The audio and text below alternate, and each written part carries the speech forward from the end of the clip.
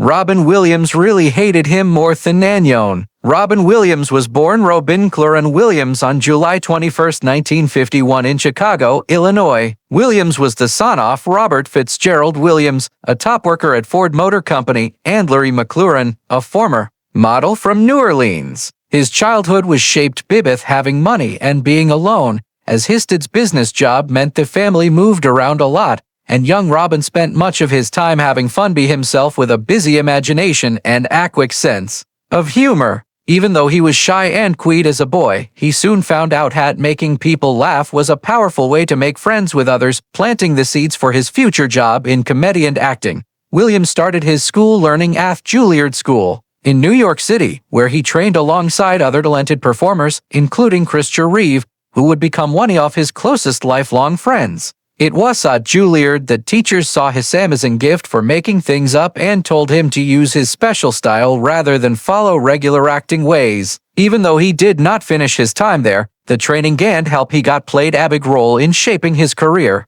Has soon found his way into the world of stand-up comedy, performing in clubs where his wild energy and super fast making things up amazed audiences and quickly made him different from other comedians of the time. His big break came in the late 1970s, when he was cast as the weird alien Moore from ORC in hit TV show Moore and Mindy. What started as a one-time guest appearance on Happy Days became a full TV series built around his character. Williams' ability to tell sudden jokes, body comedy, and heartfelt charm made Moore and Mindy an immediate success and turned him into a household name. From that point on, Hollywood opened its doors to him, and he began a movie career that would span decades, including everything from wild comedies to deeply moving dramas. In movies, Williams showed an incredible range that few actors could match. He starred in unforgettable such as Good Morning Vietnam 1987, where he played a radio DJ whose humor lifted the spirits of soldiers during the Vietnam War, and Mrs. Doubtfire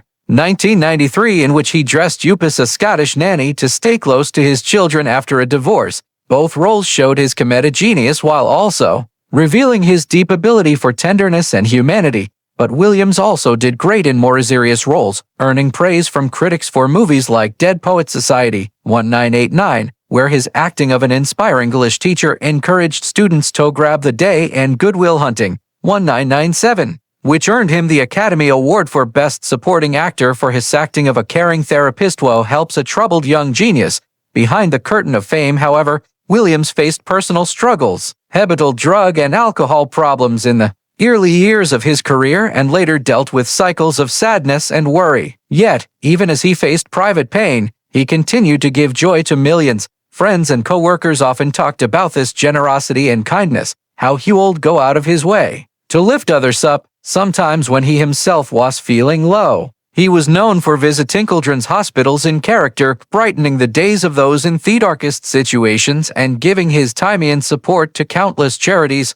Robin Williams' personal life was as eventful and complex as his career, often showing both the joys and challenges of balancing fame, creativity, and family. In 1978, he married actress Valerie Vallardi, whom he had met 2 years earlier in 1976 when Williams was working as a bartender at a bar in San Francisco. At that time, he was still a hopeful comedian, slowly finding his place in the entertainment world. Their meeting was lucky, coming at a time when Williams was not yet the international star he would later become. And Vallardi was one of the first people to know him in his earliest days before fame really changed his life. Their marriage was Williams's first, and during their time together, they welcomed their only child, a son named Zachary Pym Williams, who was born in 1983, known lovingly as Zach. He would grow up with a unique view as the child of one of the most celebrated comedians in the world. Despite the happiness of their early years, however, the marriage could not handle the strains of Williams' demanding career, his constant touring schedule, and the personal struggles that came with fame. After a decade of marriage, Williams and Vallardi divorced in 1988, marking the end of his first major chapter of family life. Even before the divorce was finalized, Williams' private life was often the subject of guessing. It was reported that in 1986, he began an affair with Marcia Garkas, who worked Asha Carey's nanny. However, this story was later explained by Vallardi herself in the 2018 documentary Robin Williams, Come Inside My Mind. In the film, Velarde explained that the romantic relations between Williams and Garkison began after the two had separated, pushing back against the idea of betrayal and offering a more detailed picture of the circumstances. And no matter what the exact timeline, Garces became a central figure in Williams's life soon afterward. On April 30th, 1989, Williams and Garces married, and by then, Garces was already 6 months pregnant with their first child together. This union marked a new phase in his life, and he quickly embraced fatherhood once more, this time to 2 more children,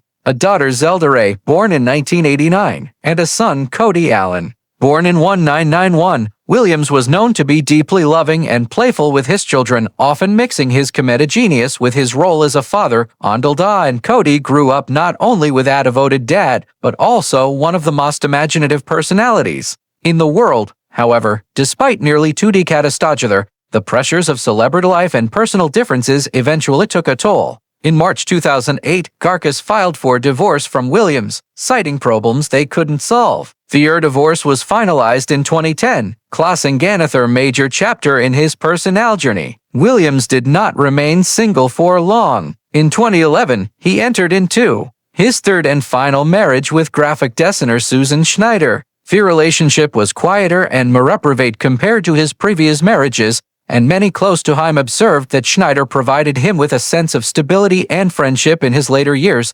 The couple lived together in their home in the Seacliff neighborhood of San Francisco, a place that allowed Williams to enjoy both the peacefulness of coastal living and the closeness of the city he loved. It was during this period that Williams spoke openly about the deep sense of fulfillment he found in fatherhood. "My children give me a great sense of wonder," he said in one interview, expressing his pride and joy in watching them grow, just to see them develop into these extraordinary human beings. That statement captured the heart of Williams' personal philosophy. Despite his fame, awards, and career achievements, what mattered most to him was his role as a father and the love he shared with his family. His marriages and children defined the most intimate parts of his life, shaping the man behind the laughter. Robin Williams was known around the world as one of the greatest comedic minds of his generation. He had a gift for taking everyday observations and changing them into sharp, making fun commentary that made audiences laugh while also forcing them to think about the deeper truths behind the jokes.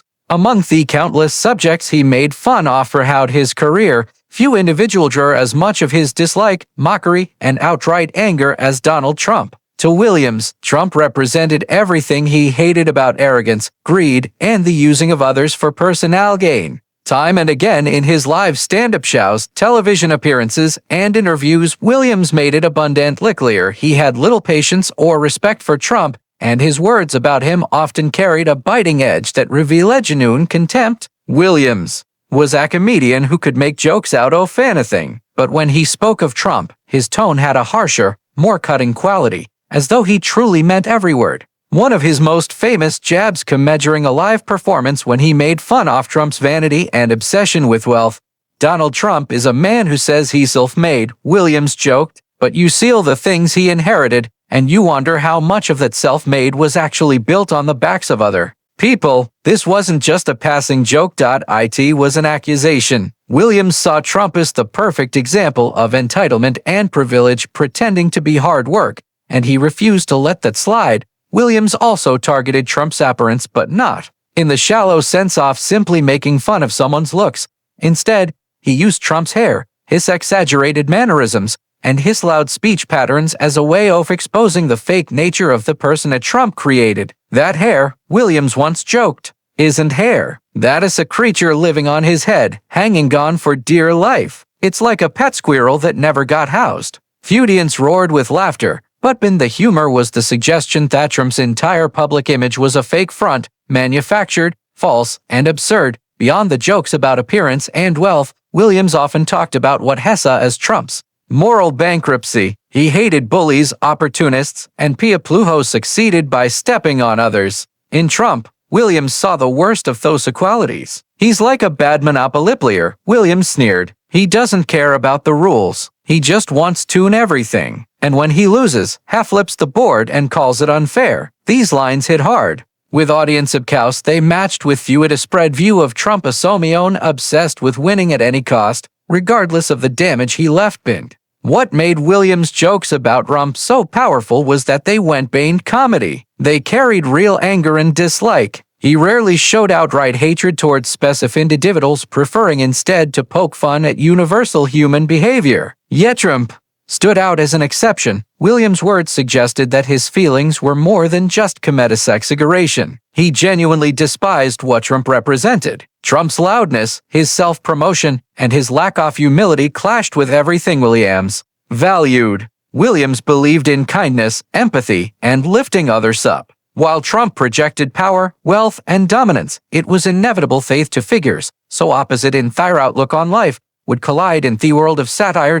In the years before Trump became a political figure, Williams was ridiculing him down with relentless humor. During the 1980s and 1990 seconds, when Trump was primarily known as a flashy real estate mogul and tabloid personality, Williams saw him as an easy target. Donald Trump is like a cartoon character, Williams remarked. The only problem is he doesn't know he's the joke. Audiences laughed because they understood the truth behind the line. Trump's larger-than-life persona was ridiculous, and Williams refused to let that absurdity pass unnoticed. Williams shaded of Trump was rooted in more than just humor. It was also about the cultural impact he feared Trump represented. He believed Trump embodied a kind of greed and shallowness that was infecting American society. For Williams, comedy was not only about making people laugh, but also about pointing out where society was going wrong. By relentlessly mocking Trump, he was holding up a mirror to America and saying, "Is this really the kind of person we want to admire?" Even after Williams's death, clips of his jokes about Trump continued to circulate online, serving as a reminder of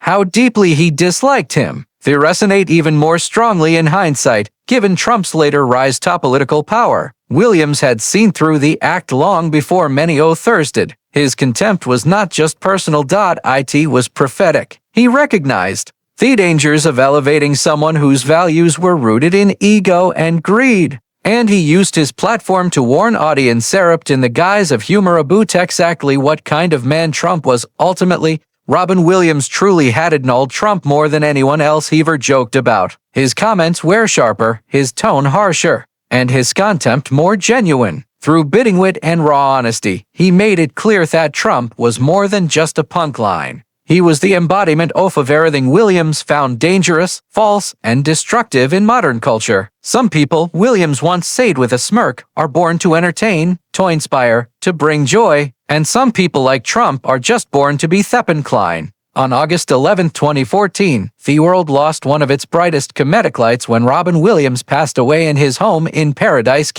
California. The official cause of death was determined to be suicide by hanging. A heartbreaking conclusion set against the backdrop of his ongoing struggle with Lewy body dementia, LBD, and other complex health factors. For his widow, Susan Schneider, the disease was far more than a medical diagnosis. It was, in her words, the terrorist inside my husband's brain. She explained with piercing clarity that however you look at it, the presence of Lewy bodies took his life, pointing to the devastating brain decline that had followed his earlier diagnosis of Parkinson's disease. Schneider's thoughts reeved not only the cruelty of LBD, but also the deep misunderstanding that surrounds brain illnesses in our society, how we as a culture don't have the vocabulary to discuss brain disease in the way we do about depression. She observed, emphasizing that depression in cases like Robin's is not a matter of psychology or willpower. It is a brain symptom, an inescapable of the brain itself getting worse. His brain was falling apart, she said, a haunting image that conveys